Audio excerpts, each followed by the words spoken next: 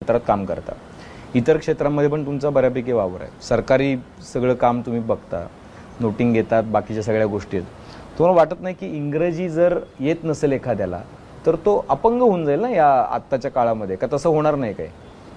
Seriously मी विचारतोय. कारण का माहिती आहे का, की आत्ता जे काही लोक इंटरव्ह्यू बघतात त्यांना भाषेचा उमाळा तर आहे मराठीचा, पण काही लोकांना कसं आहे ना, काही लोकांना शिकवायचं आहे मराठी शाळांमध्ये मुलांना, पण तिथं दर्जेदार मराठी किंवा त्या दर्जाचं शिकवलं जाईल की नाही याची शंका आहे. आणि जो अत्यंत तळात आहे, म्हणजे आपल्या शेजारपाजारचे ग्रामीण भागामध्ये जे, आता माझं गाव साताऱ्यात आहे, माझ्या गावातले लोक आता सगळ्या पोरांना आपल्या सकाळी सकाळी म्हणजे अगदी मजुरी करणाऱ्या महिलासुद्धा सकाळी सकाळी त्यांना ते तयार वयार करून स्कूल बसला सोडतात, मग ती दुसऱ्या गावात जाते इंग्रजी शाळेत. आणि शाळा आमच्या मराठी शाळा ओस पडल्यात. म्हणण्याचा मुद्दा असा आहे की तोटा होईल का असं काही मानण्याची गरज नाही. म्हणजे तो शिकेल व्यवस्थित आणि तो जगाच्या स्पर्धेत टिकू शकेल, काय प्रॉब्लेम नाही. कोणीतरी सांगितलं पाहिजे ना की नाही प्रॉब्लेम आहे, आम्हाला कळतच नाही की प्रॉब्लेम आहे का नाही, हाच कळत नाही. जगाचा नकाशा डोळ्यासमोर आणा. हां, अख्खा पश्चिमेकडून पूर्वेपर्यंत पसरलेला रशिया, इंग्रजी येत नाही. युरोपमध्ये जा, फ्रान्समध्ये लोकांना इंग्रजी येत नाही, ग्रीसमध्ये लोकांना इंग्रजी येत नाही, स्पेनमध्ये लोकांना इंग्रजी येत नाही.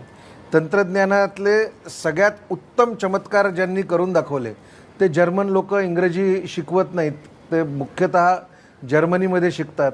जी चायना आता नवी महासत्ता बनू पाहते आहे, ते सगळेजण स्वतःच्या चायनीज भाषेमध्ये शिकतात आणि मोठे होतात आणि जागतिक दर्जाचे पराक्रम जे आहेत ते पराक्रम गाजवतात. इकडे आपण जपानच्या बाजूला आलो तर त्यांना जपानमध्ये इंग्रजीचं काही महत्त्व नाही, इंग्रजीचं महत्त्व कोरियामध्ये नाही. त्यांचं बरं चाललं आहे, त्यांनी तंत्रज्ञानं चांगली स्वतःची डेव्हलप केली आहेत.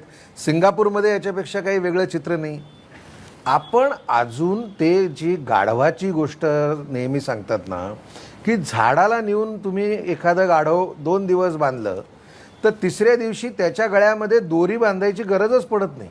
ते गाढव जे आहे ते स्वतःच तिथे गपचूप उभं राहतं, त्याला असं वाटतं की माझ्या गळ्यामध्ये ती दोरी आहेच. आपल्यावर इंग्रजांनी राज्य केलं होतं, ते जाऊन 75 वर्ष झाले, गळ्यातली इंग्रजीची दोरी जी आहे ती अजूनही आपण काढलेली नाही आणि गाढवासारखं आपण तिथेच उभे आहोत. अजूनही आपल्याला असंच वाटतं. कोणाला वाटतं याच्यातलं हा संकोच वाटणारे जगात देश नाही आहे. 90% समृद्ध देश जे आहेत त्यांचा इंग्रजीशी काडीचा संबंध नाही. पण आपण मात्र त्या अजून ते इंग्रज निघून गेले, पण त्यावेळेला इंग्रज आपले राजे होते आणि त्यावेळेला ती भाषा चालत होती. तर त्या भाषेचं आपण आता यातलं फार छान गंमत आहे, मला यातली पारशी लोकांची गंमत वाटते. मुंबईपुरतं आपण जर विचार केला